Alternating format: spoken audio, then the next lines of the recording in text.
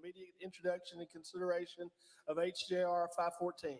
Mr. Clerk, read the caption. House Joint Resolution 514 by Representative Mitchell, resolution to commemorate Copperhead Road by Steve Earle on the designation as a state song of Tennessee. You've heard the caption. Any objections? Without objection, the rules are suspended. Representative Mitchell. I move adoption of HJR 514.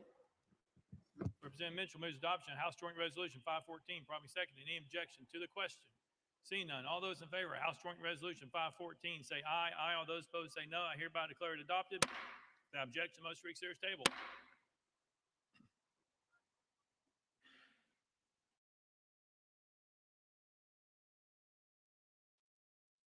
Mr. Clerk. Mr. Speaker, we have some messages from the Senate.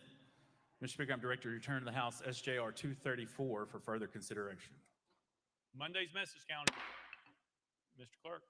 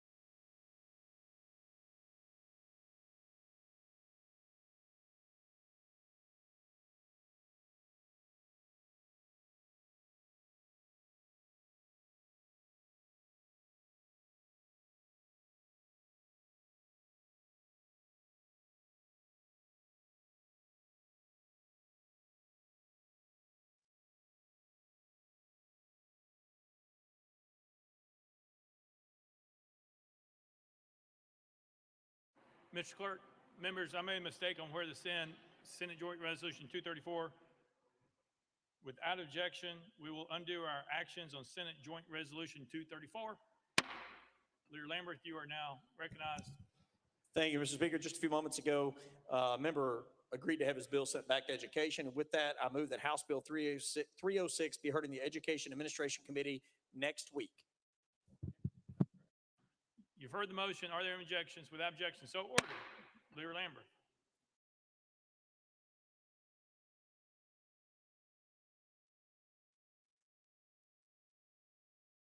Leader Lambert, you're recognized. Thank you, Mr. Speaker. With that, I move to return Senate Joint Resolution 234 to the Senate for further consideration. Without objection, so ordered. Now, Mr. Clerk. Mr. Speaker, we have a message from the Senate. Mr. Speaker, I'm directed to return to the House Bill 1306, substitute for Senate bill on the same subject, amended and passed by the Senate. Monday's message calendar. Mr. Clerk. Mr. Speaker, I'm directed to return to the House Bill 644, substitute for the Senate bill on the same subject, amended and passed by the Senate. Monday's message calendar. Mr. Clerk. Mr. Speaker, I'm directed to return to the House Bill 988, substituted for the Senate bill on the same subject, amended and passed by the Senate. Monday's message calendar. Mr. Clerk. Mr. Speaker, I'm directed to return to the House Bill 1342, substitute for the Senate bill on the same subject, amended and passed by the Senate. Monday's message calendar.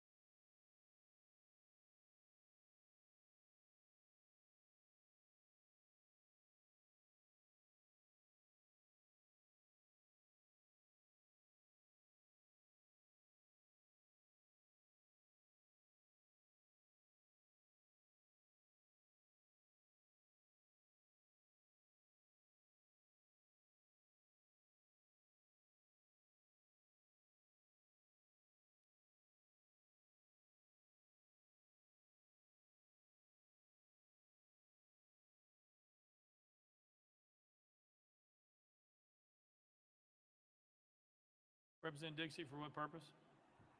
I know I'm out of order, but I would just like to thank Representative Caleb Himmer for buying some pizza while we were waiting here, because I know we're here a little bit longer than we normally are. So thank you, Representative Himmer.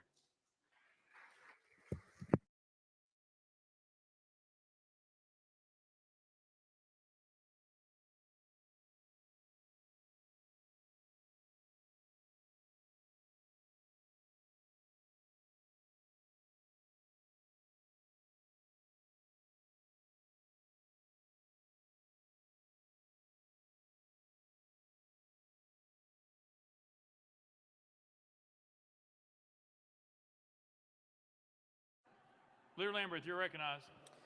Thank you, Mr. Speaker. I move to suspend the rules to allow Representative Justin Jones, Representative Gloria Johnson, and Representative Justin Pearson 20 minutes in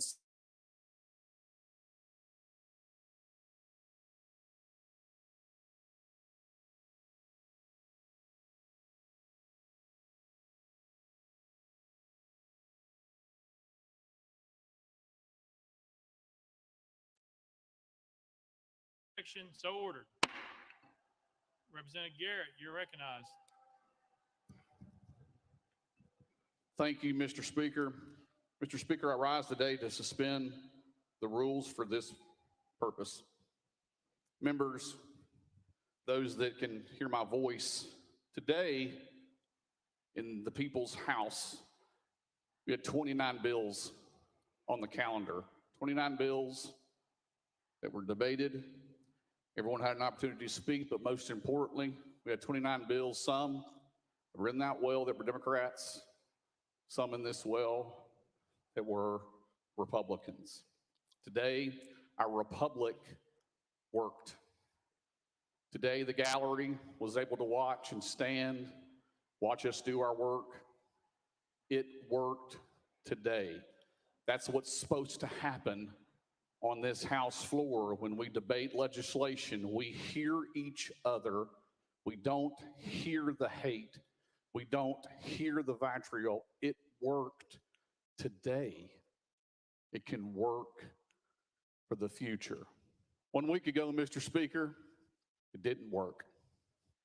1 week ago, we had members take it upon themselves to rush the well and stop the people's business. People will say that when they speak or when they can't speak under the permanent House of Order here in the People's House, that somehow that suppresses their word. It didn't happen today.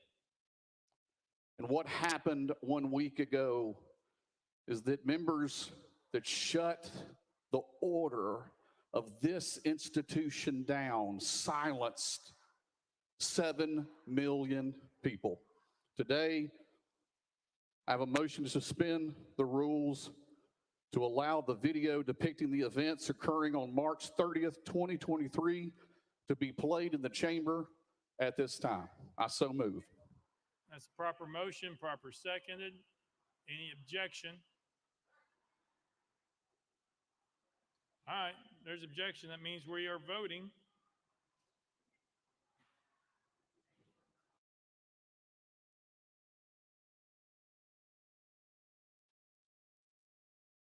Members, just so you know, the vote to overcome the objection is 66 votes, just so you know. It's not a simple majority.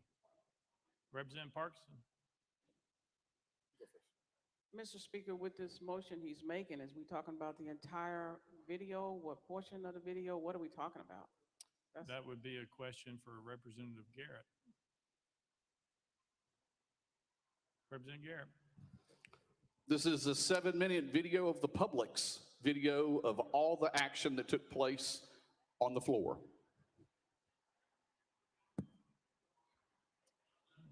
Well, there's objection. Representative Johnson from Knox. Thank you, Mr. Chair. I think that what we're talking about here and the resolution against me is about what happened on this House floor. So I would assume we would keep that video to the House floor. Was that a point of order, or is that a question, or just a statement? You started by saying point of order. It's what I want to say. Okay. Chairman Clemens.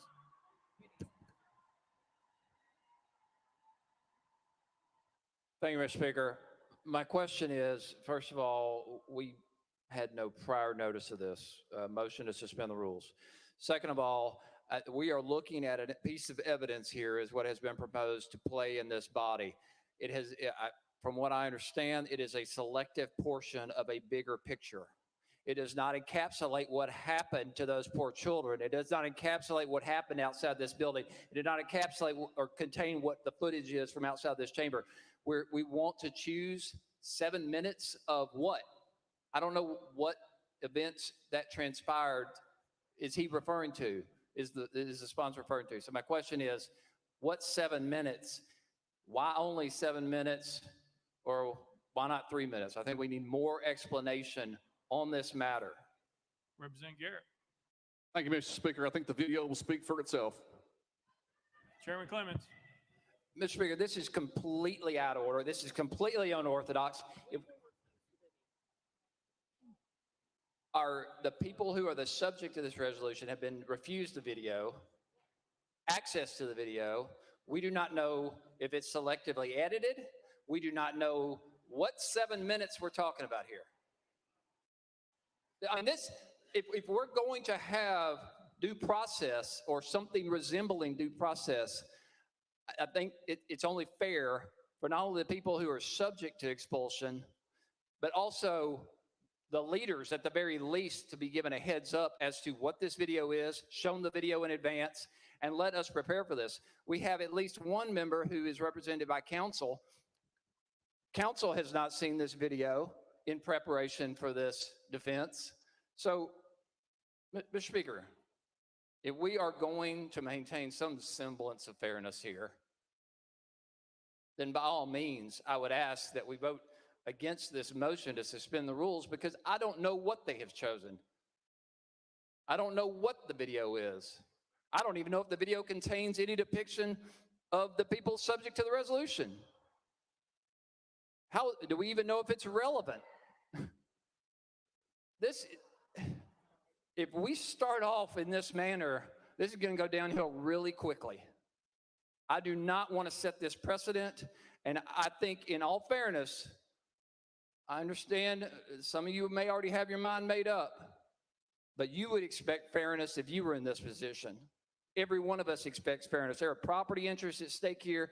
There are seats. There are 200,000 individuals who are seeking asylum, and to be blindsided by a selective video that I've never seen, I've never heard about, the defendants of this matter have never even heard about, that's highly unorthodox. It's highly inappropriate. It's highly prejudicial, and we don't even know if it's relevant. Thank you, Mr. Speaker. Thank you. It was a proper motion, proper second. There was discussion. There is objection.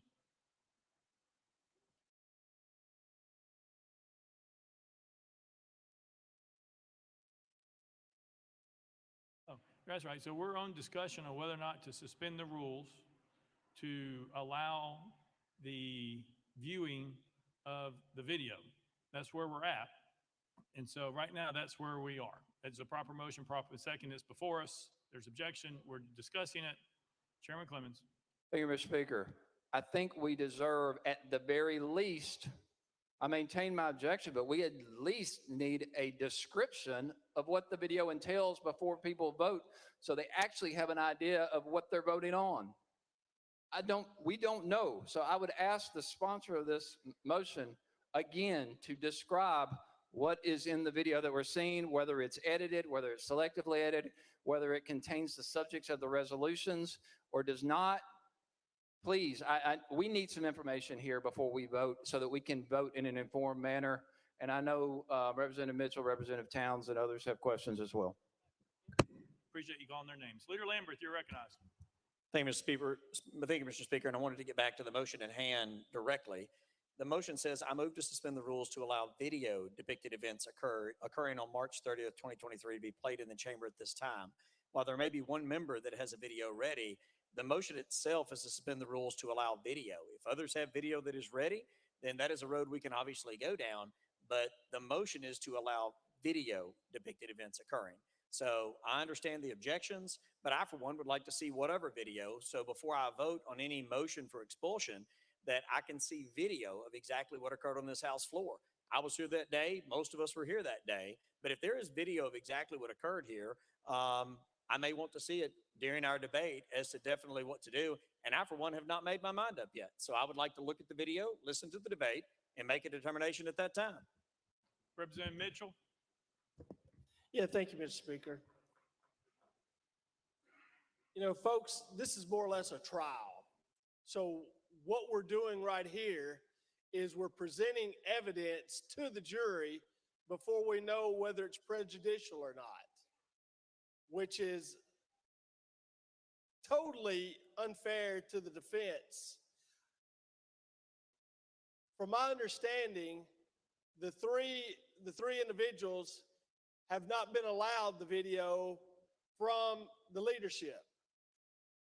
Now, how is that fair when you will not let the people that you're trying to expel have a fair defense, when you won't even let them have the video, but you're willing to show a video that you haven't even allowed the defense to see?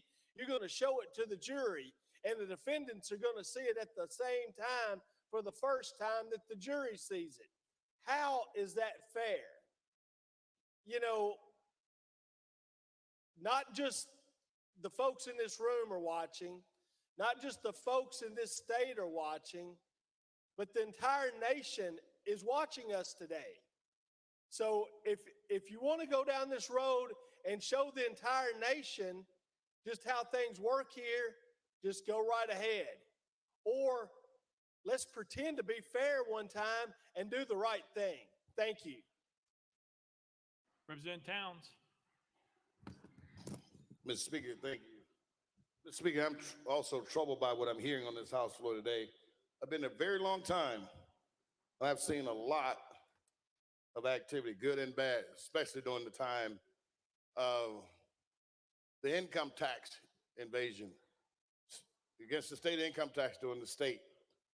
There was quite a bit going on, and quite a bit was done and was said.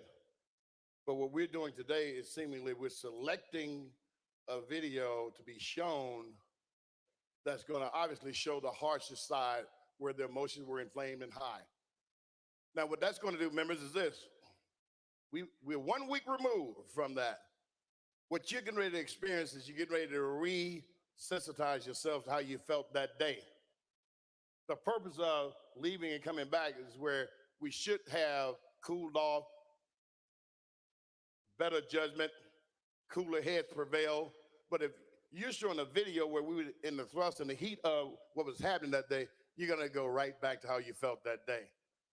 Now, that does not give these men and women a chance, an even chance, because you have those same feelings that you had then. It's a done deal. It's a stacked deal. It's a done deal. That's not fair. That is not fair. And then they have counsel, and they didn't know anything about it. That's called an ambush. Sneaking behind the bush and hitting somebody in the head with a brick. That's not fair. We shouldn't do our members like that, because these members have been sent here by people of the state of Tennessee. Fair is fair, and fair when it ain't fair is wrong. We attempted to sensitize members to make them feel just how they felt last Thursday. That's not right, and you all know it's not right. Why? You have the numbers, you have the vote. Why do that? Why would we do that? Go down that road. Give them a fair chance. Give everybody a fair chance. Treat them like members, whether you like them or not. Giving them an opportunity to defend themselves fairly, but not with their hands tied behind their back, not with duct tape on their mouths. They can't fight for themselves. Nobody likes a stacked deck. Nobody likes to be treated unfairly. If you whip them fair and square, if you whip a man fair and square, you'll shake your hand. But you build resentment when you don't do it fairly. You build resentment. You have the numbers. Treat them right. in a fair process. And that's not too much to ask. That's demanding fair treatment as I would for you and anybody on this House floor. You treat people right, not because you have the bigger gun, the bigger muscles, or the most money. You treat people right. And they're not being treated right now because it's ambushing them. They don't know how to fight and develop their strategy to retort what's going to be said on this House floor. And I know many of you are very close and personally, and I know that you're good people and you know how to do things the right way. Don't stack the deck. This comes back to hunt us. This comes back to hunt every member on this House floor. Untie their hands. Allow them to fight for themselves. Do what's right, members. We don't need to see that video. That video, we don't need to see today. Because you're going to make everybody upset again. And that's the goal of it, the only goal it could be. Some members probably cooled off and want to do something different. But when you see that damn thing, you're going to have a problem. That's not right. Treat my members fairly. Treat everybody fairly. Thank you, Mr. Speaker. Representative Garrett, okay. Chairman Clemens was next. Thank you, Mr. Speaker. We need to get to the authentication of this video. We need to know who made it, who edited it, why was it not provided to leadership. The authenticity of this recording is certainly in question and is certainly at the very least necessary before we introduce it into evidence, so to say, in this hearing, to the extent we're going to have any due process on this floor at all today. So my questions to the sponsor would again be, as a fellow attorney, would you please authenticate this video, speak to who recorded it, who edited it, and why was it not provided to leadership? Representative Garrett. Thank you, Mr. Speaker. And I understand all your comments, questions. All of us were eyewitnesses of what happened to the people's well. Every single one of us. This video is going to depict the events that took place that day and the members' response to same. There's nothing nefarious. There's nothing that's been edited in a way other than what happened and depicted that day. So with that, ask for your support so this body can see what it took to overcome this well. Chairman Clemens. Thank you, Mr. Speaker. As the sponsor of this motion just said, everybody witnessed what happened that day. So I'm, again, if everybody in here are the ones who get to vote on this, then why do we need the video? Everybody in here already saw it. Everybody lived through it. Everybody experienced it. So again, I've yet to hear a basis for admitting this into evidence with no authenticity provided whatsoever to support its admissibility on this floor. Thank you. Thank you. Yes, sir. All right. Representative Pearson. I'm going to call the question. Question's been called. Is there objection? There's objection. We're on the board. We are voting on the objection. All those in favor of previous question, vote aye when the bell rings. Those opposed, vote no.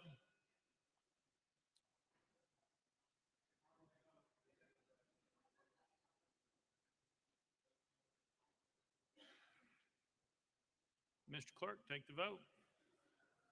Aye, 72, 23 nays, 1 present, not voting. Previous question prevails. We are voting on the motion made by Representative Garrett. All those in favor, vote aye when the bell rings. Those opposed, vote no. Has every member voted? Does any member wish to change their vote? Mr. Clerk, take the vote. Aye, 72, 24 nays, 2 present, not voting. The motion prevails. Mr. Clerk, play the video.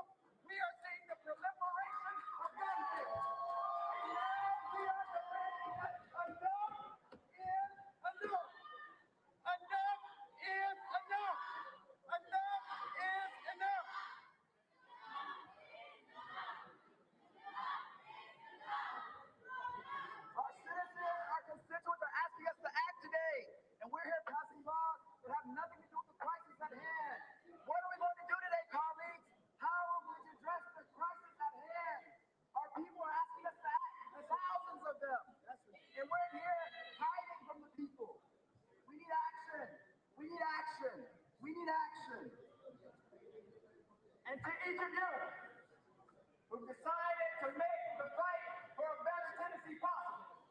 For you who've taken off from school and from work because you believe that our state can be better, because you believe that Cameron and his pawns here that are supported by the NRA don't have the final say for the future that we have.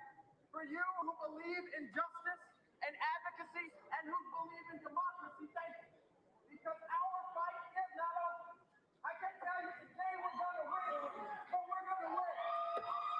I can tell you the bill that we're going to pass that rolls waters like righteousness and justice like everyone, but it's going to come. And it's going to be because you choose to stand up. These folks are old. They're fixed. These folks are not going to last into the future that we create and craft together.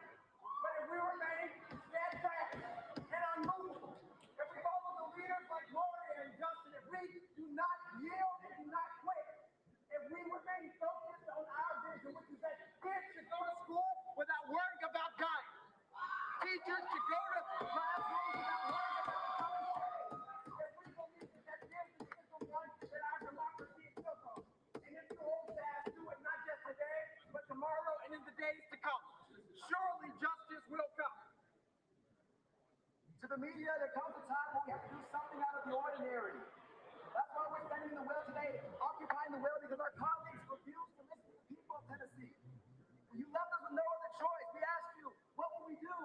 You ignored the calls of the people today.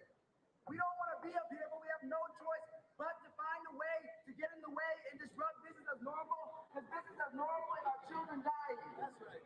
Business as normal is the proliferation of military weapons in our communities. That's right. And so will we do something today, colleagues? The choice is yours. The choice is yours. The people are asking us.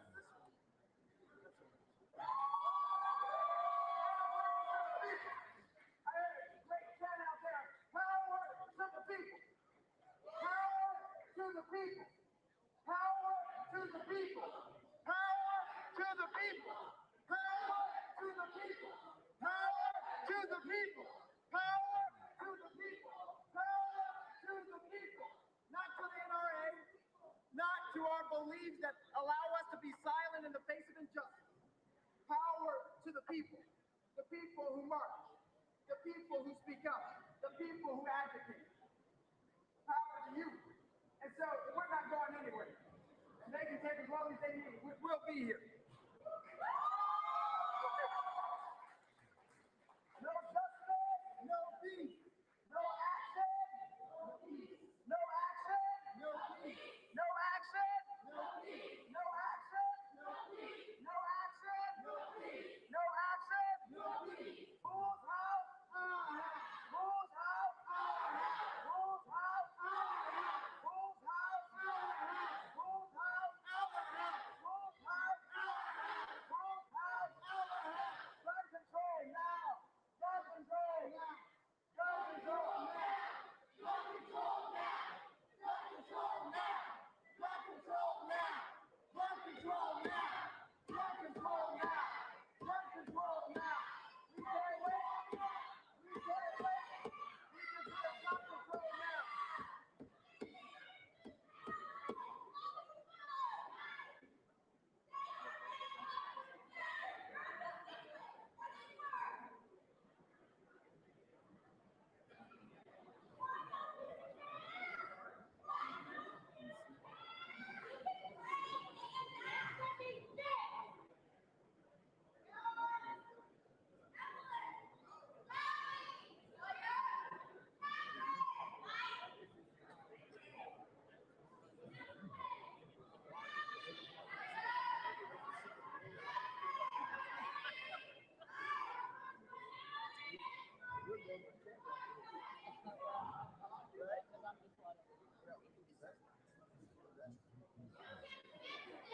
That's right.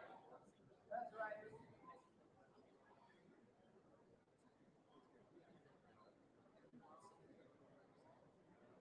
Again, thank you. Thank you. Thank you.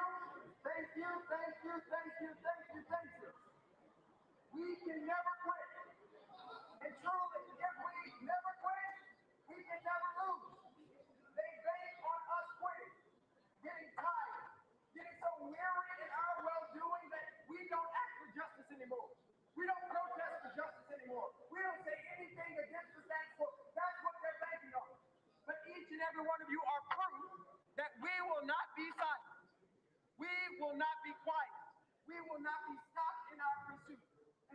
you for being here.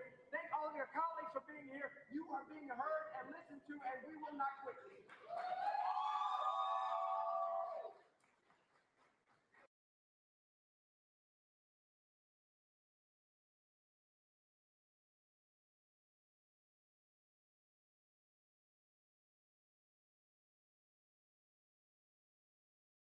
Chairman Holsey, you are recognized.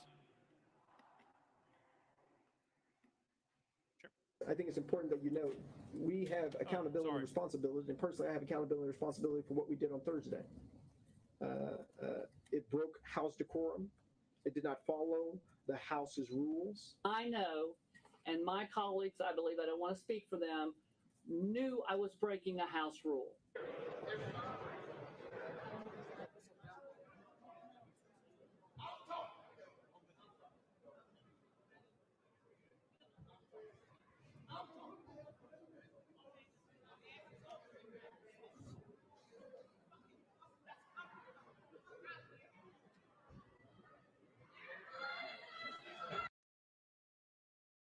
Chairman Holsey, you're recognized. Thank you, Mr. Speaker. I move adoption of H.R. 65. Chairman Holsey moves adoption of H.R. 65, properly seconded. Chairman. All right. Point of order by who? Question. We're on the resolution. I appreciate that, Mr. Speaker, but I would like the clerk, if you could read what part of that video appeared to be recorded on the House floor. So could you read the rule in the permanent rules of order with regard to recording on the House floor by members? Mr. Clerk.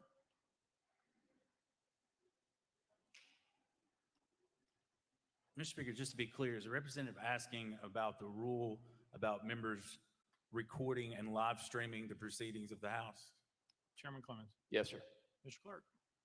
Mr. Speaker, Rule 2, no member or staff member of the House of Representatives shall record or live stream the proceedings of the House, a House committee, joint convention, or joint committee. The preceding sentence shall not apply during floor presentations under welcoming and honoring, or to any official recording or live stream produced, archived, and authorized for distribution by the General Assembly or House of Representatives.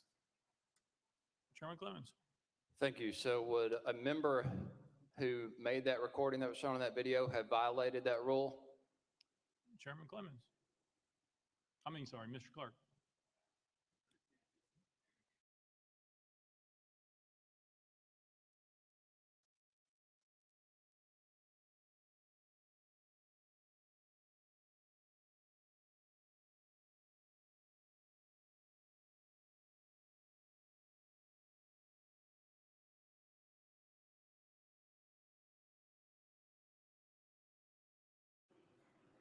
Mr. Clerk. Mr. Speaker, I believe at the time during those events, the House was in recess. Chairman Clemens. Thank you, Mr. Speaker. We were not in recess, in fact, until much later. And if we were in recess, it would have been reflected on the video.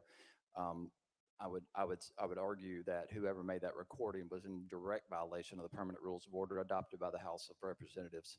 And so I think that point needs to be in the record, that we not only have failed to authenticate a video that was shown on this floor, we have failed to identify who recorded it. It obviously wasn't provided by anybody in the House Democratic Caucus because we don't know where it came from.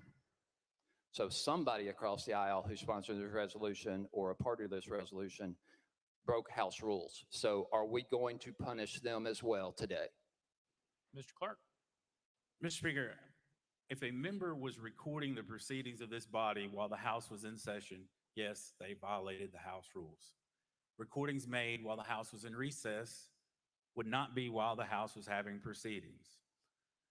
If a member felt that another member was recording during session in violation of the rules, they could have raised a point of order at the time of the violation. Chairman Clemens. Chairman Clemens. Thank you, Mr. Speaker. So at this time, then, I would like to know the recorder of that video and if they would be willing to speak if they recorded that video during the recess. I think that's only appropriate for the record.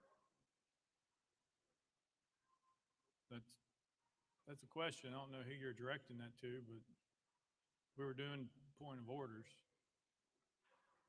Chairman Clemens. Okay, well, then the point, if there's going to be a potential argument made that that recording was made by a member during recess, then wasn't also the behavior of my colleagues that was on the recording in recess? And how is that a violation of the rules?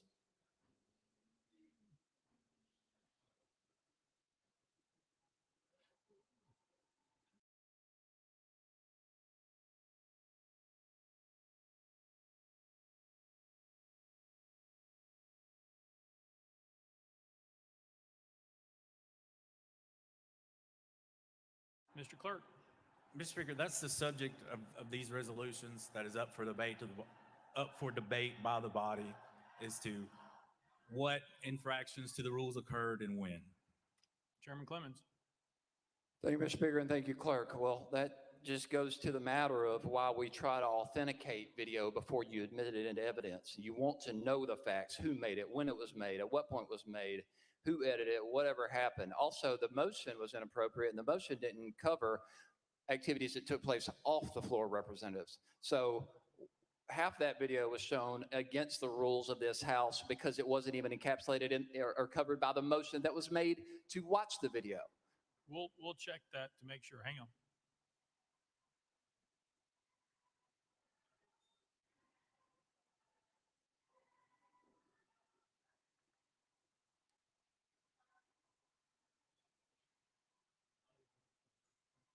Mr. Clerk. Mr. Speaker, the motion was to have video of that day's events played in the chamber at this time.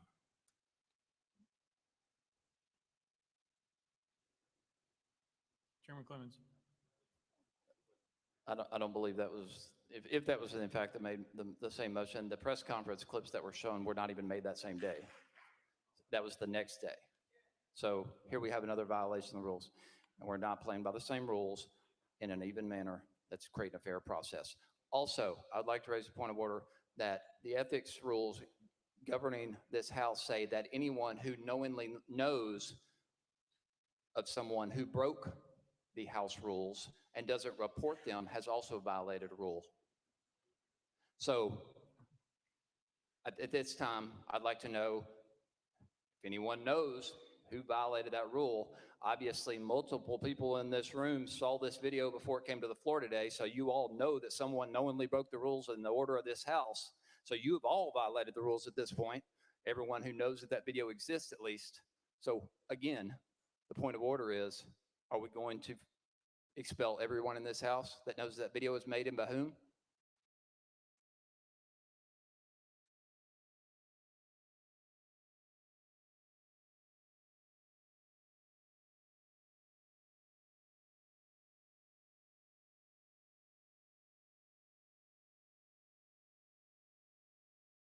Yeah, I mean, Chairman Clemens, you would have to prove that that video was taken prior to the recess.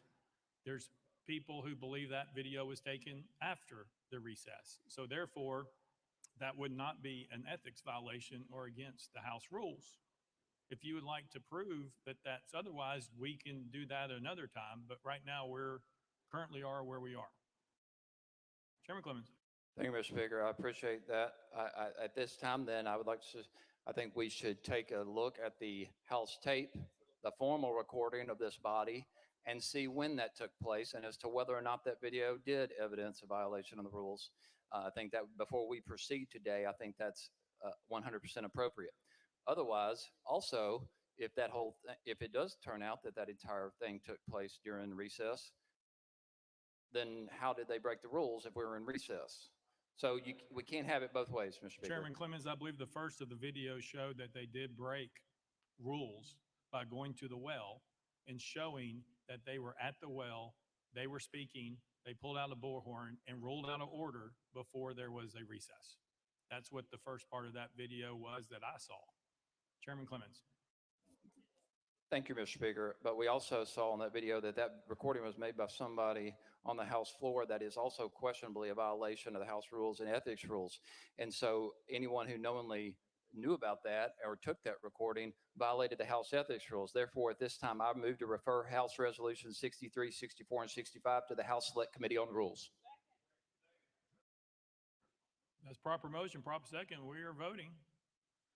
All those in favor of moving House Resolutions 63, 64, and 65 to the House Select Committees on Rules, vote aye. If you're opposed, vote no.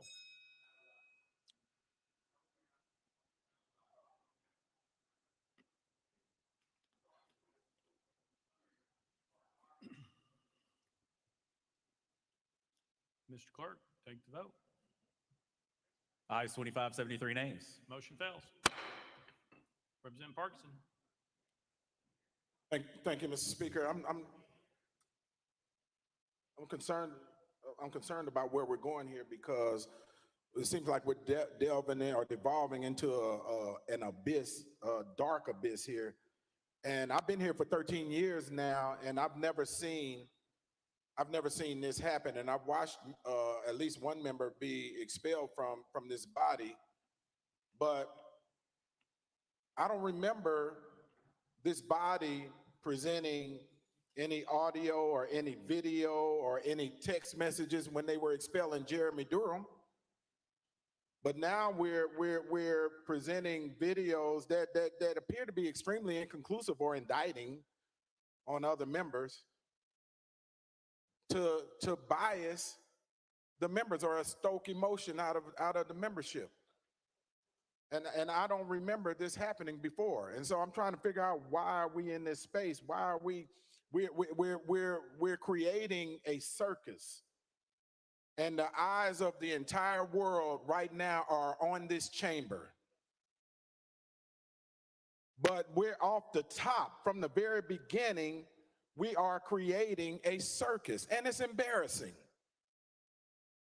This is embarrassing. The world is watching us, and they know that what just happened was unfair. They know that this didn't happen when Jeremy Durham was being expelled. He was given a shot to defend himself. But we are biasing all of the members in here with the way we're handling this and the way we are conducting ourselves. Let's be the leaders of our state. Let's lead, and let's lead with fairness. We as members here, all of the members, none of us deserve to be embarrassed worldwide. We are being embarrassed. So let's do this the right way. Let's lead like we should lead, and let's do this the right way. Thank you, Mr. Speaker.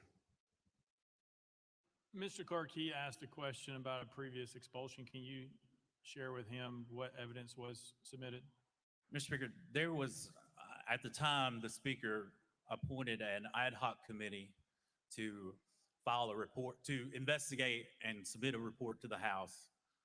And that report was submitted to the House, and it was posted on the legislative website and distributed to all members. So there was an actual report submitted to the body. President Parkinson. Thank you, Mr. Speaker, and thank you, Mr. Clerk. Did we get that information with this video sent to all of the members, just like that ad hoc committee did for Mr. Durham? Mr. Clerk. Mr. Speaker, to my knowledge, I don't know who the video was sent to. Representative Parkinson. Thank you, Mr. Speaker. And to your point, thank you for your point. I don't remember getting anything from an ad hoc committee.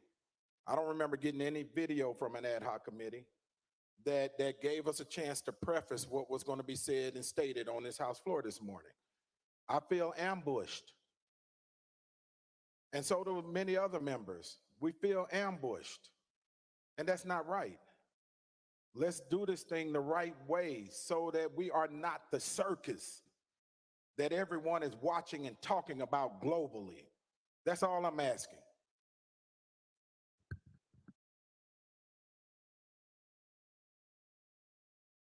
All right, if it's a point of order, that's where we're at. Otherwise, we're taking up the resolution because that's where we are. So if you have a point of order, raise your hand. Representative Mitchell. Yes, sir. Point of order, Mr. Chairman, I'm just trying to figure out, was it ever told to us who did the video, who made the video? That's not a point of order, that's a question. That's not a point of order. Report of order is about the rules and the proceedings, not about the question of who did the video. Representative Mitchell. Yes, Mr. Speaker. But if no one knows, I just got texted a picture of the person videoing. So if they would like to, well, they're not in their seat right now, but if they would like to just speak up and tell everyone they're the one who made the video, and they can tell us whether we were in recess or not. But I got pictures of it. If they don't want to, identify themselves on this floor. I appreciate your point. I also appreciate the body saying how long it took us to get to recess, because I did hear that we went immediately to recess before they ever reached the well. So I do appreciate you at least admitting that they were in the well before I declared recess. Representative Mitchell. I think you just said you called recess before they were ever in the well. That's Did you not what say that? No, that's not what I said. What I said is you all have talked about as a body, as members of the delegation, about your members were in the well after recess. The video shows, and I appreciate you indicating now that they were in the well before the recess, because you're admitting that video showed them in the well before recess. So I do appreciate that. Representative Mitchell. Like you said, if you're talking about in the well, it also showed Mr. Lafferty videotaping them on this House floor.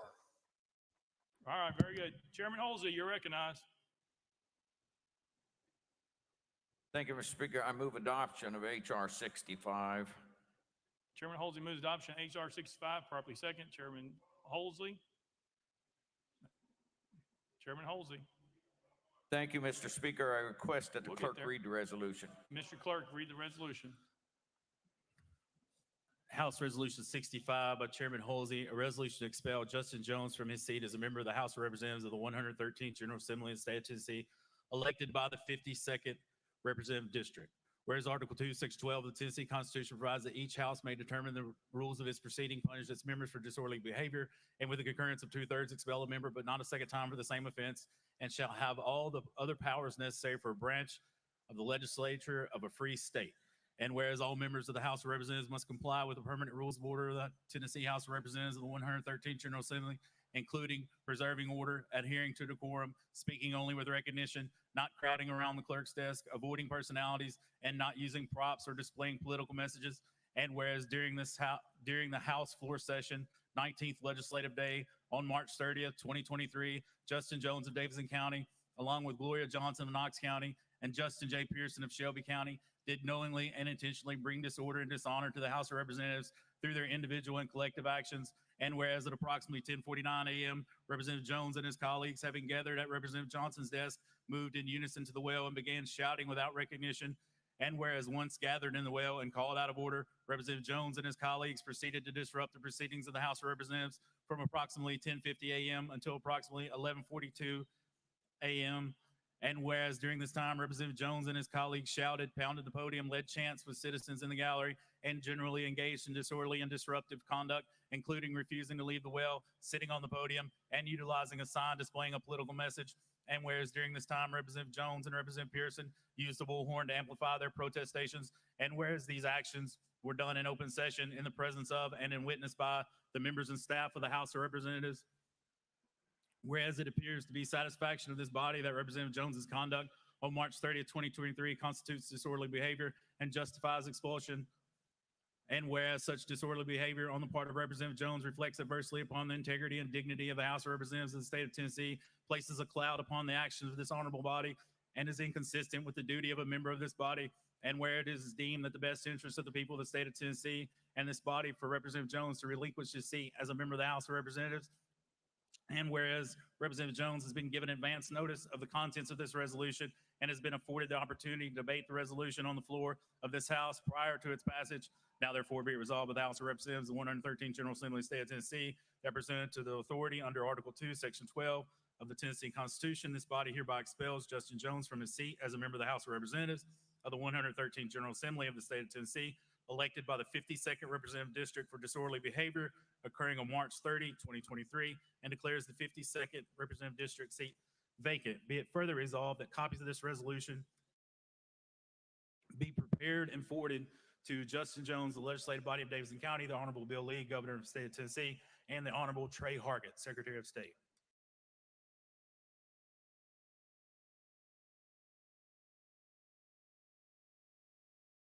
Representative Jones, you have 20 minutes for your opening, sir.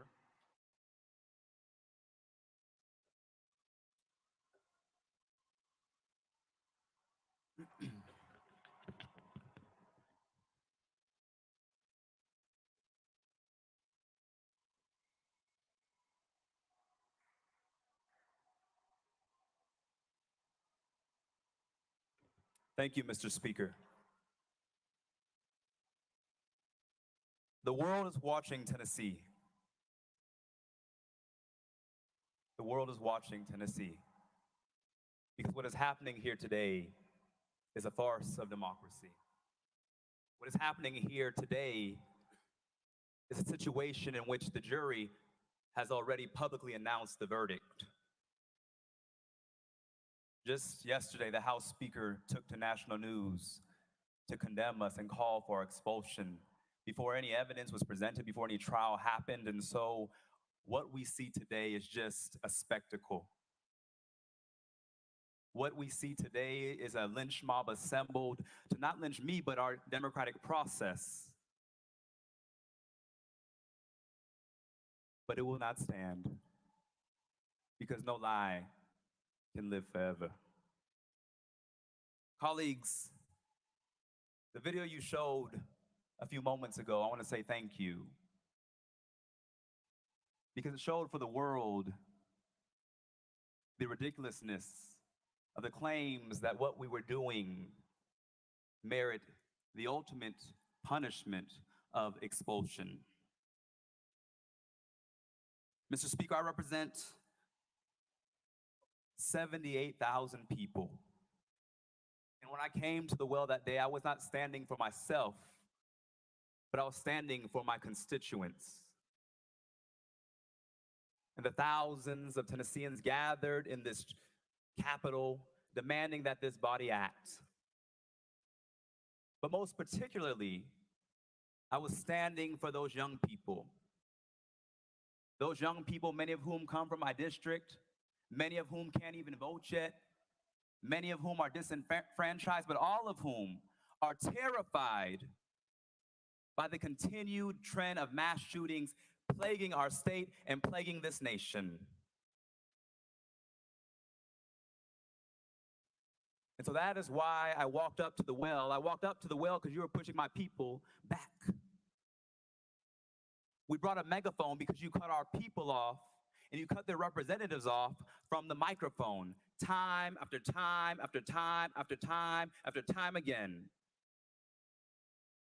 And there comes a time where people get sick and tired of being sick and tired. And so my colleagues, I say that what we did was act in our responsibility as legislators to serve and give voice to the grievances of people who have been silenced. Article 2, Section 27 says that any member of the House, any member of the Senate has a right to dissent from and protest against legislation that they know to be injurious to the people. The inaction of this body when it comes to the crisis of mass shootings is injurious to the people. The obedience of this body to special interest groups like the NRA is injurious to the people. The proliferation of guns that you promote in this state is injurious to the people. And so we had no other choice but to get our dissent marked for the journals.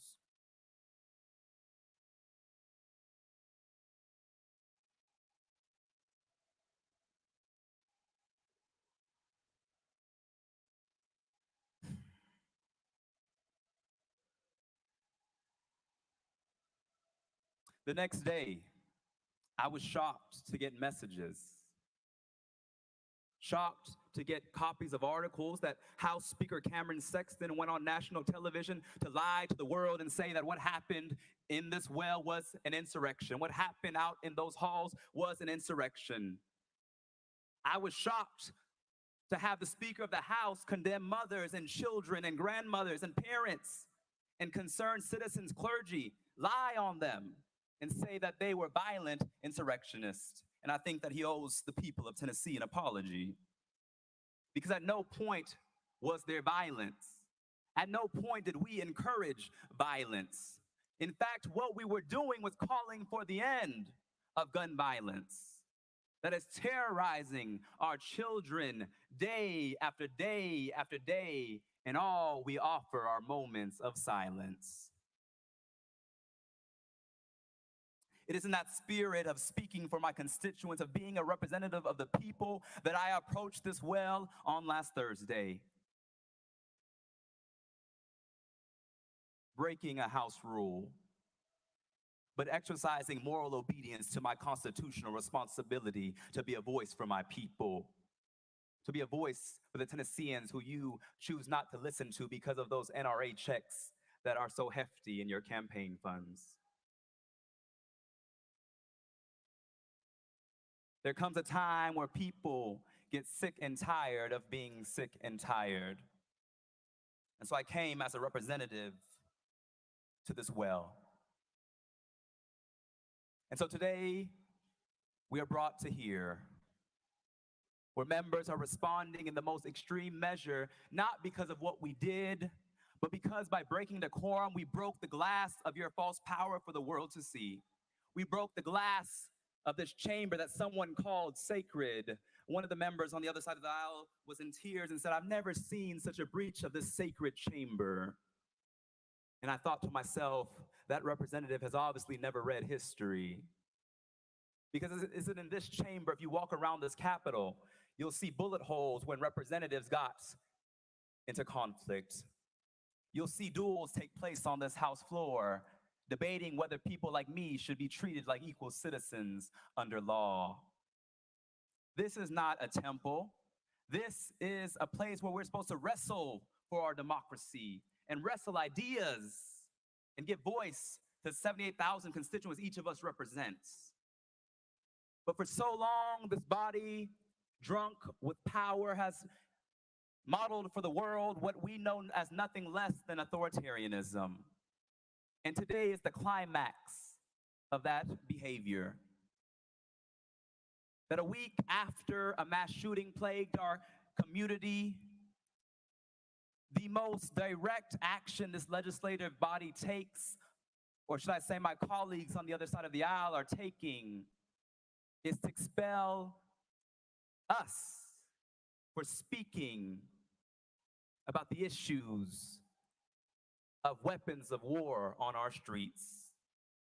We called for you all to ban assault weapons, and you respond with an assault on democracy.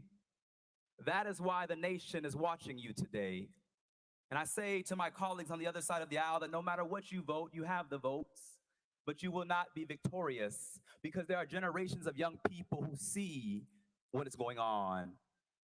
There are young people that as you try and beat us down, they are rising up to take back this state from the extreme forces that have sought to take away the democratic process, the deliberative process. On last Thursday, when thousands gathered here, tried to silence members from talking about the issue of gun violence because they were afraid that a conversation would remind people that there is complicity of this body in what happened at Covenant Elementary School. The truth be told, colleagues, Covenant Elementary School was not the first mass shooting in Nashville. I represent a part of Nashville. And one of my constituents, who I don't know is in this chamber, Ms. Brooks, lost her son, Akila, in that mass shooting that occurred at the Waffle House in Antioch. And after that massacre, we demanded that this body act, but once again, you turned a blind eye and closed your ears and put your head in the sand and refused to listen to the voice of the people. Refused to listen to the voice of the people. And so once again, it was in that spirit of a representative for people who have time after time after time been silenced that I approached this well. And now this body who showed the video of what occurred, no violence, no death threats, but simply saying that until we have action, there will be no peace or safety in our communities. And how do my colleagues respond? They respond with the most extreme measure of expulsion, which has only taken place 3 times in this House. Only 3 times in over 200 years have there been members of the House of Representatives expelled. The first case was in 1866. 6 members were expelled for refusing to confer citizenship on formerly enslaved persons. Then in 1980, 1 member was expelled for taking a $1,000 bribe to kill a bill on committee. In 2016, 1 member who many of you served with was expelled for 22 counts of sexual harassment.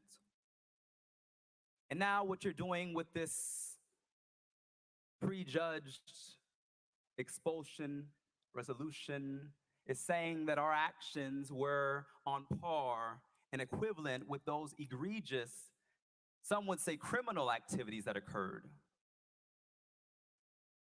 But the truth be told that when we approached this well, we broke no laws. We committed no felonies. We did not abuse the power of our office. We were simply trying to gain a voice for our constituents. And so this is not about expelling us as individuals. This is your attempt. This is your attempt. This is your attempt to expel the voice of the people from the people's house. And it will not be successful. It will not, look around, it will not be successful. Because your overreaction, your flexing of false power has awakened a generation of people who will let you know that your time is up.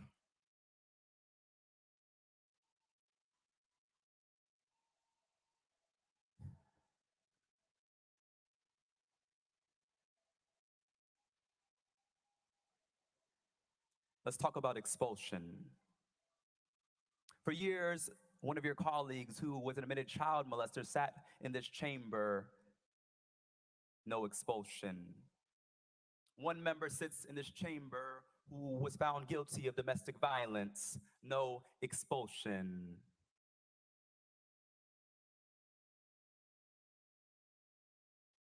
We had a former speaker sit in this chamber who is now under federal investigation. No expulsion. We have a member still under federal investigation. No expulsion.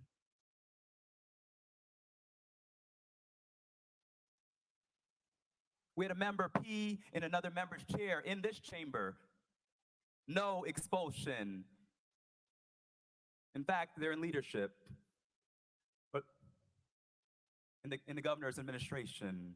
And so once again, what you're saying to us, since you're trying to put us on trial, I'll say what you're really putting on trial is the state of Tennessee.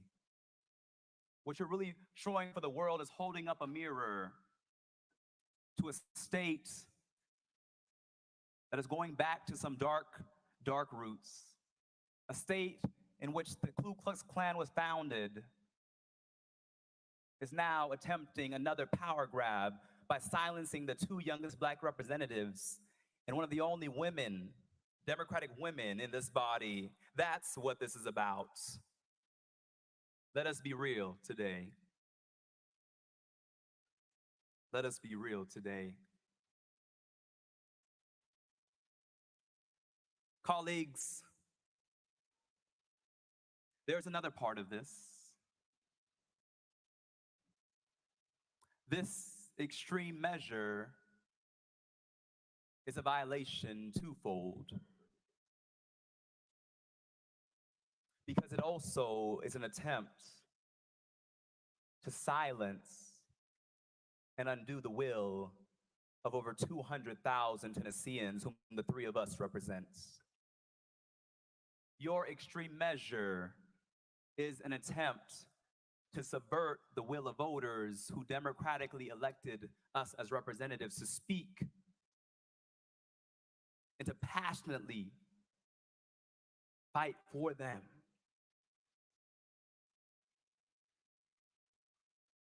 When I entered into this chamber, many members said, "What will you do with this supermajority?" I said, "We will fight for you. We will not bow down simply because they have numbers, because we know that we are on the right side of history and that this body is not the ultimate say. That this is not a palace or a frat house or the Belmead Country Club, but that this is the people's house." And so when we came into this well to say, "I see you, I'm with you, the people of this state, we are standing with you," we were saying, this is the people's house. And we will not bow down. Somebody said they were shouting on the floor. They were shouting on the floor.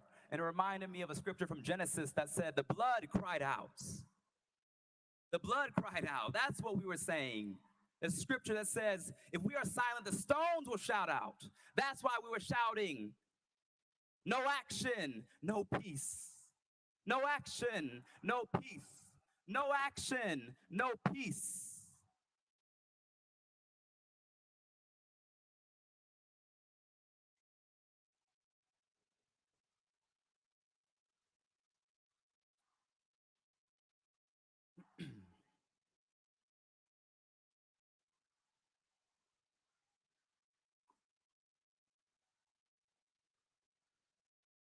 Let's talk about the power grab.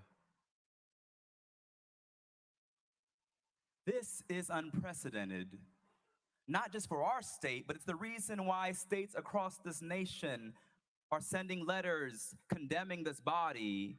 The White House is talking about what's happening in this body because what Tennessee is doing is a power grab of ousting 3 lawmakers, your colleagues, simply because you have the numbers to do it. If I didn't know this was happening to us, and I read the news, 3 opposition legislators expelled from the legislature, I would think that this was another nation. But no, it is Tennessee showing to the world that democracy is no more. That simply because of gerrymandered districts and voter suppression, you have stolen the people's house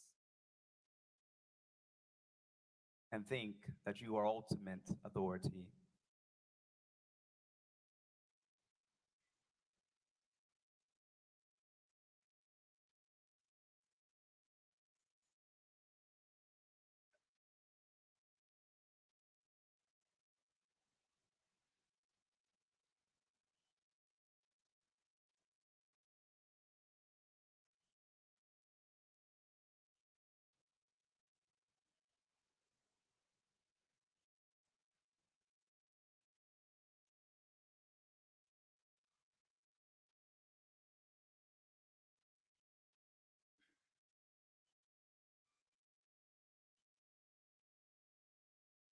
Whereas, during the House floor session on March 30th, 2023, Justin Jones of Davidson County, along with Gloria Johnson of Knox and Justin Pearson of Shelby County, did knowingly and intentionally bring disorder and dishonor to the House of Representatives through their individual and collective actions.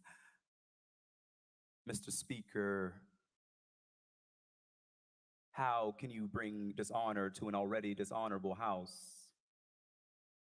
How can you bring disorder to a House that is out of order, where the Speaker refuses to let representatives elected to speak for their people even be heard? How do you bring dishonor and disorder to a chamber that does not follow decorum, due process, constitutional rights, or the rules that they enact themselves? There is no equal application of law or rules as we see in this chamber, as we saw today.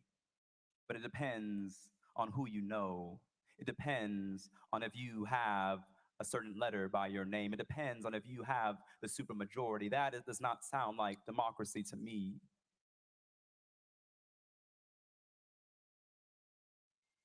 Many members counseled and said, perhaps you should come here and plead mercy. Perhaps you should come here and say, we throw ourselves at your mercy.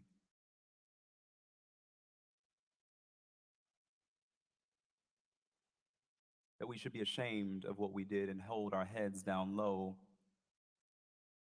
But what we did was the only logical thing to do after a session defined by extreme silencing of representatives of this body, a session defined by multiple moments in which the attempt to even bring up gun violence was immediately out of order. That was your 20 minutes. Representative Garrett, you are recognized. Thank you, Mr. Speaker. Thank you for your comments, Representative Jones. I've got several questions. And first, I'd like to know that the questions I'm going to ask today, will you be able to answer them specifically?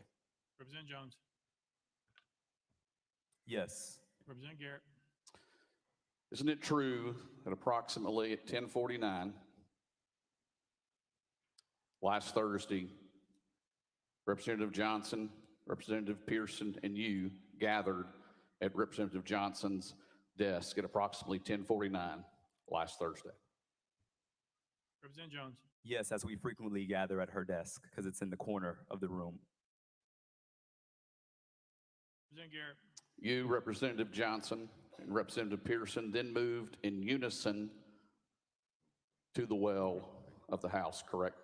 Representative Jones.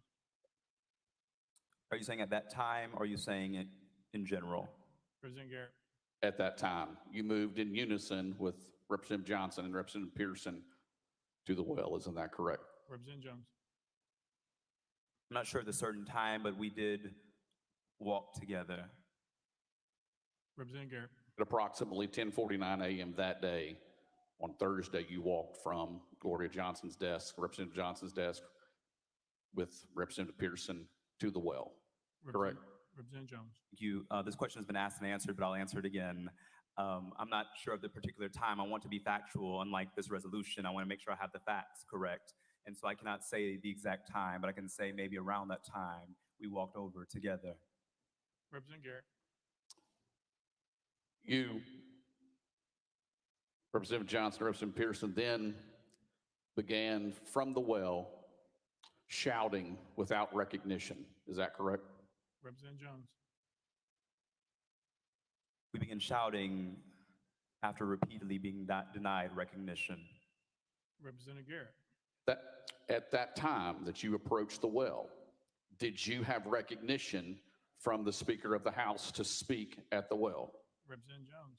And I also want to say that I just want to speak for myself. I don't want to speak for my other colleagues. And so I'll speak for myself that after repeatedly being denied, I did shout with the people in the chambers and offer solidarity to the people calling for an end to mass shootings and the proliferation of firearms in our community.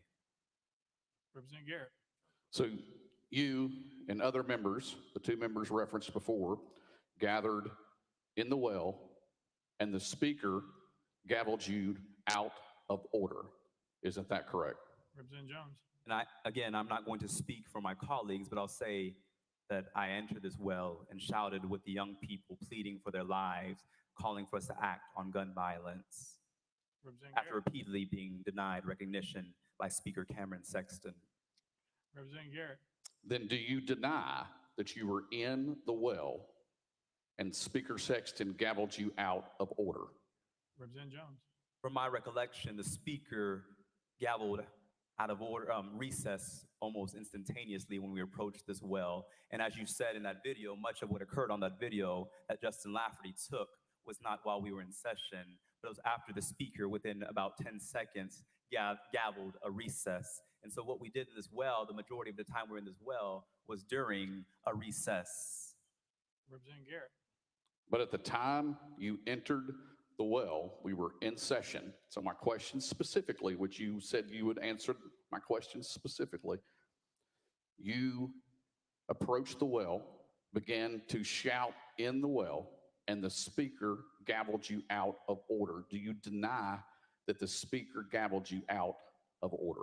Representative Jones. Thank you, Representative Garrett. I can't recall the number of times the speaker has gavelled me out of order for simply doing my job as a representative, but on that day, the speaker, in his normal fashion, chose to silence members as he had done throughout that day.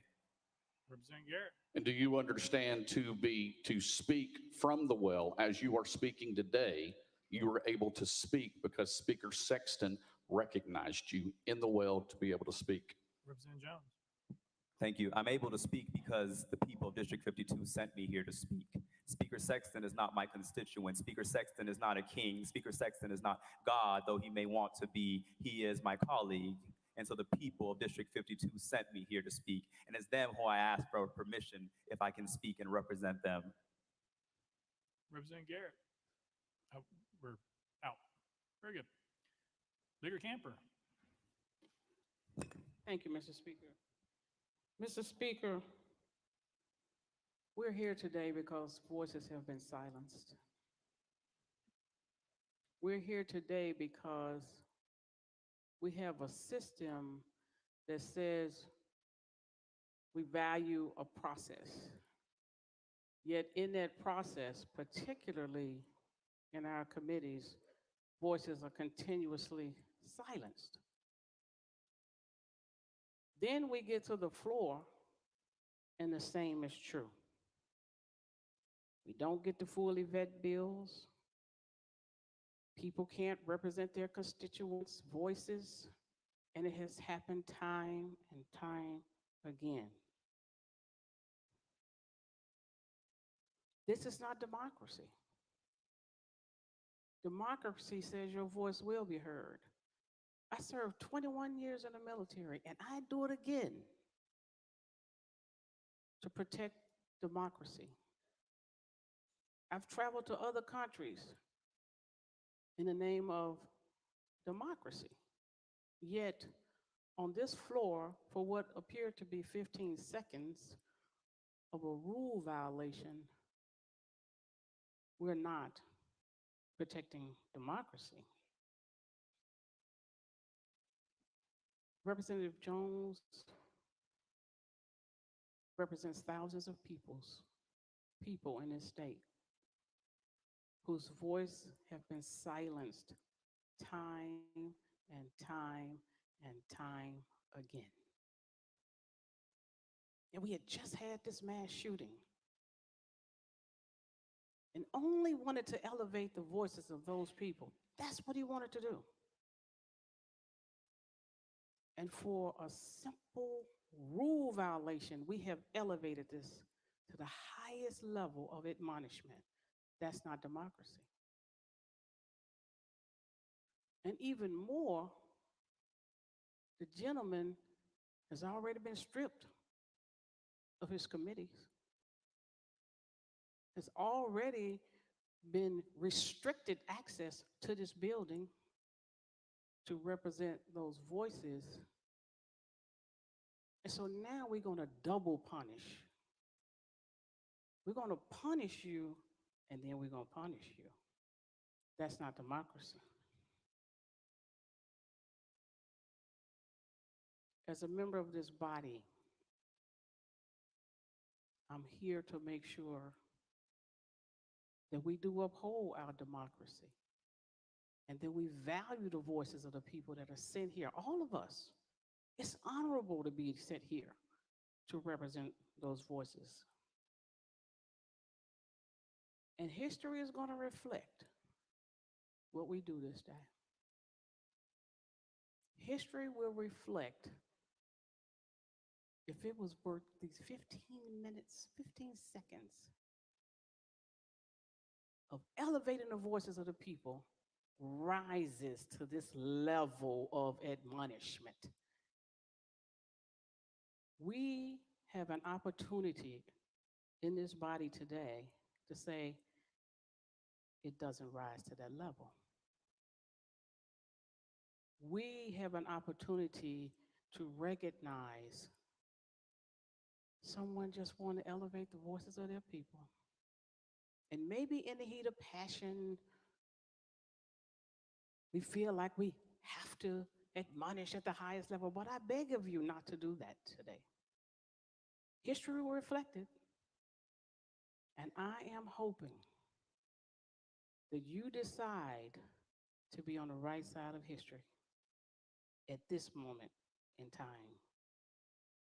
This would be a dangerous precedence to set. And one day, it will be you. One day, if we don't have the courage right now to say, we may not agree with how they decided to elevate the voices. We don't have to agree. But to expel someone, punish them, then expel them, that's out of order. I beg of you to allow them to continue to serve, allow them to represent their voices, have a full conversation in this state. Thank you, Mr. Speaker. Representative Williams.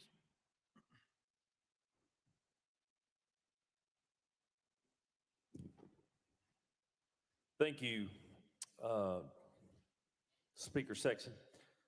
I just had a few questions before I get started about a couple of them. Prior to 1049, when you and your colleagues met over at the representative from Knoxville's desk, I believe there was a parliamentary inquiry regarding a button that you were wearing. Could you tell me a little bit about your parliamentary inquiry and the purpose of it? Representative Jones. Yes, thank you, Mr. Speaker. There actually were multiple parliamentary inquiries levied. The first parliamentary inquiry was when the Speaker shut off my voting machine when I walked out to stand with those protesting. And I came back and it said I could not vote on that machine. I'd never seen that happen in this body, a member who stepped outside coming back in and their voting machine being shut off. The second parliamentary inquiry is when the House clerk said that the Speaker had filed a complaint against a pin that I was wearing that stated, that had a picture of an AR-15 and said, "We must stop the assault." I raised the parliamentary inquiry because a few days prior, Senator Joey Hensley entered this well with a Confederate flag tie on and was allowed to stand here.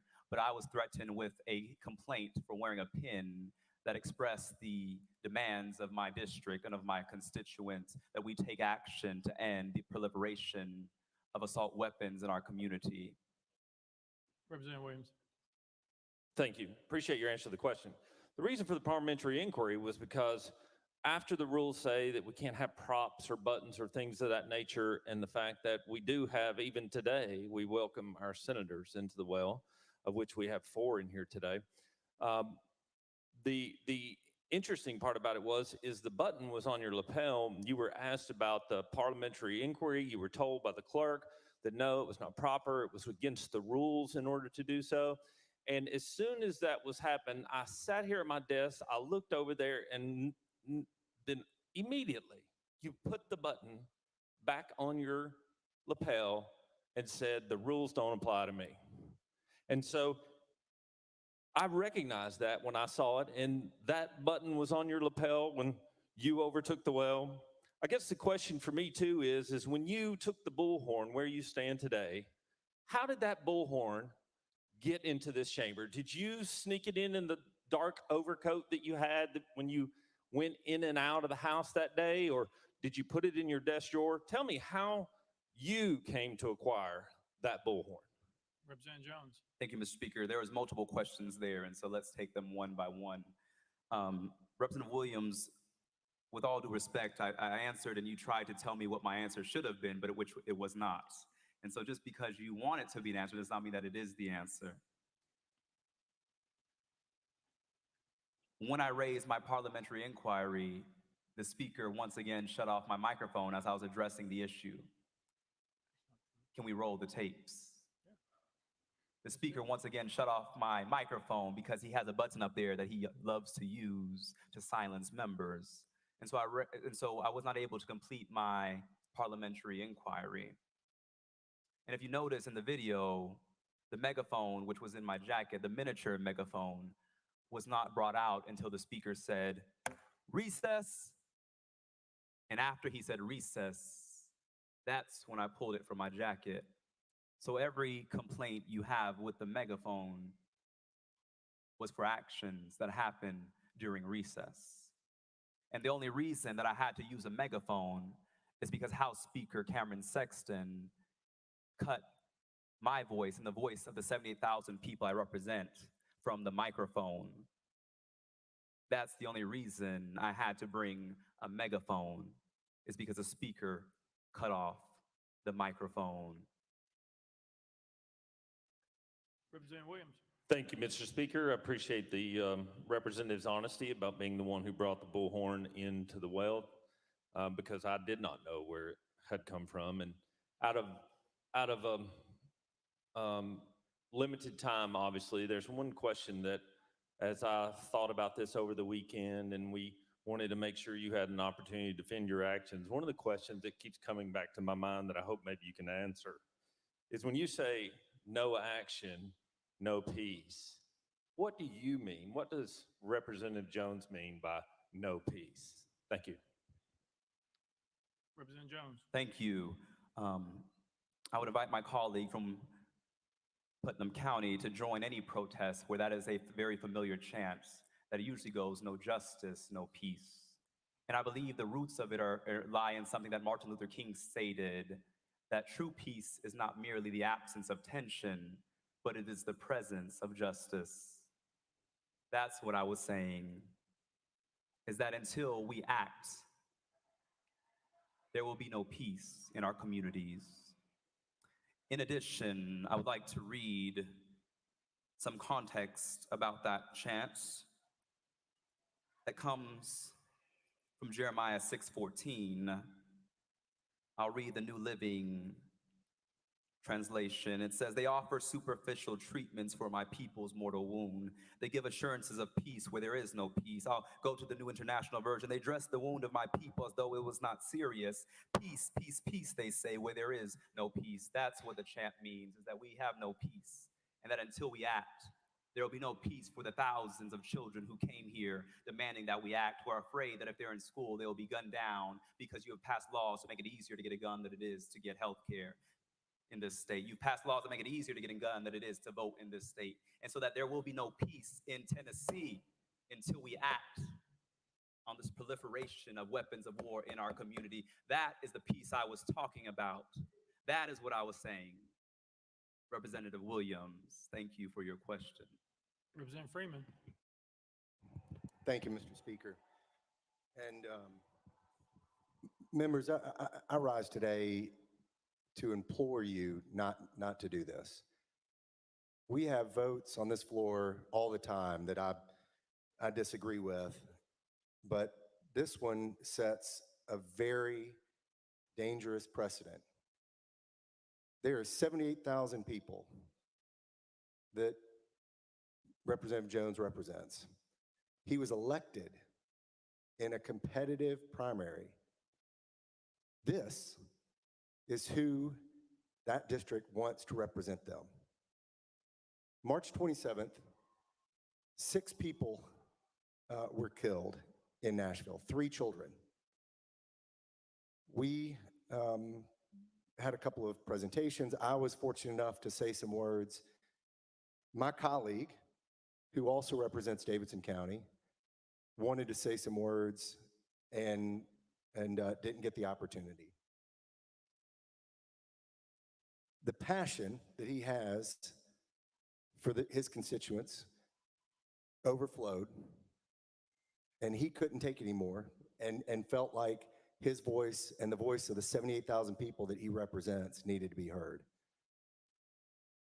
You know, I understand that my colleague, Representative Jones, challenges you. He's an intelligent, powerful advocate for some causes and issues that you don't want to deal with, that are uncomfortable for you, that challenge your norms, that challenge your beliefs. He speaks to all these people up here. They want him to be here. And I think that scares people in this room. I think it scares people in this room that he can speak to the people and speaks for the people in a way that many of us in this room can't. I urge you to not vote to expel. We need his voice. You may not agree with him. I don't agree with all of you all the time. Surprise. But we need his voice. He represents a constituency in our state, which we are the Tennessee State House of Representatives, and we cannot silence those people. I'm sorry to the 78,000 people that duly elected Representative Justin Jones if his voice is stripped from you. And I urge all of you to vote against expulsion. Representative Garrett.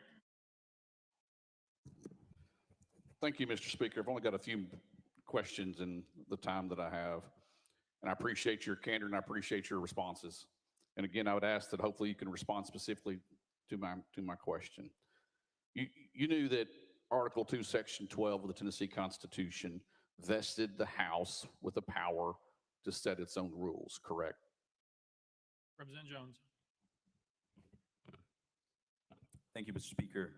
I cannot cite the specific provision in the state constitution, but I know that rules were passed in this chamber that the majority of colleagues on my side of the aisle did not agree to. Representative Garrett. And I understand that some folks voted against the rules that we passed here. That's your obligation to vote against them. But if you vote against them, does that mean that you don't have to follow them? Representative Jones. No, that's not what I'm saying, Representative Garrett, but I believe that this is the first time in Tennessee history that a rule violation is resulting in an expulsion hearing. This is the first time that a minor infraction of rules brings a member before this body to be expelled, because as I listed, every other measure of expulsion beginning in 1866 to 2016 were for acts that were criminal, unethical, not a rule violation. Representative Garrett. Today, I mentioned before that we've had several pieces of legislation that has traveled through the system.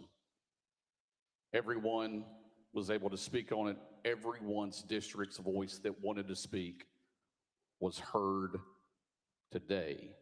In a week ago, that stopped. This is just not about one specific instance or one specific rule that may be broken. The rules here are for order.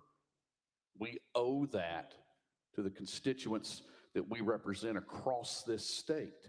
And when it says to us, and I'll leave you with this, a couple more questions. With that, knowing that the House could not do business when you entered the well, and you were gavelled out of order, and you continue to stay in the well, you placed a bullhorn out of your own jacket, as you said earlier. Those actions, the Speaker had no choice but to recess, because then the emotion in this place exploded. So with all of that conduct by you, by overtaking the well against the rules of this House that we are bound to do under Article 2, Section 12 of the Tennessee Constitution. That's the site that says we must have rules for this House so we can achieve what we achieved today by passed legislation today in an orderly fashion. I ask you this simple question. Were your actions last week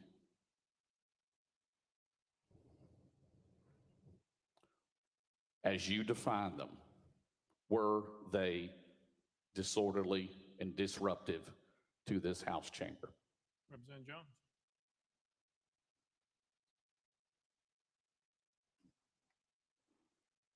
Thank you, Mr. Speaker. I had to take notes because I believe there's about 10 questions in Representative Garrett's comments. I want to begin with the first one, the first statement made. Today, every member was allowed to speak. Today, he had to make that clear that today every member was allowed to speak because the news is here today. But let's talk about yesterday.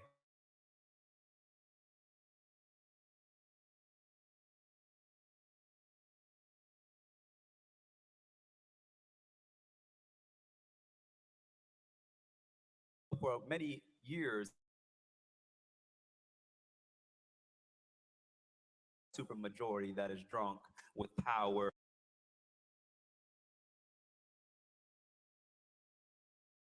Together, children, don't you get weary.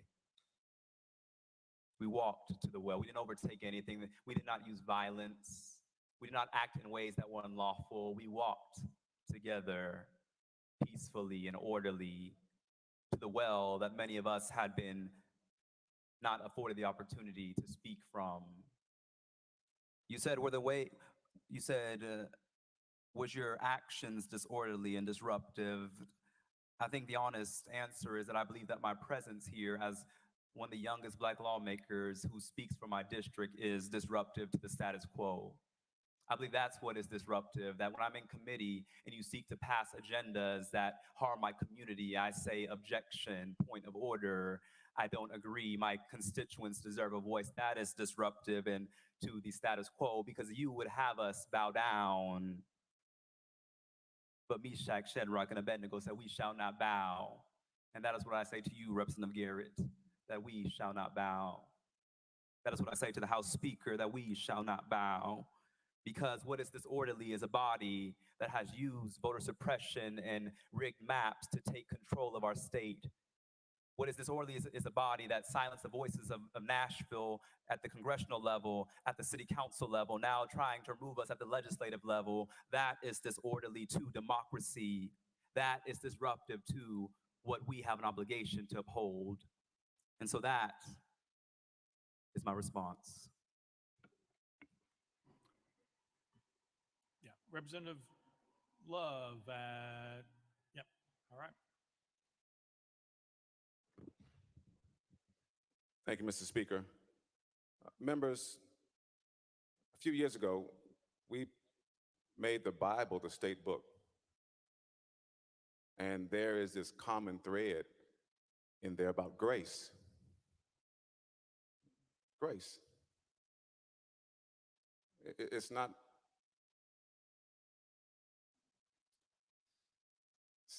easy to bestow grace. Martin Luther preached in 1522, said, God's grace received must be bestowed. So I'm asking you, just consider. I know it's difficult, I know it's hard, I know there are a lot of hurt feelings, but I'm asking you to consider the grand scheme of things, the future of our body, and not take this particular vote. And consider what my colleagues have said about representation and about those members who will not be able to have their voices heard in this chamber. Thank you for hearing me and considering what I've suggested. Thank you. Representative also.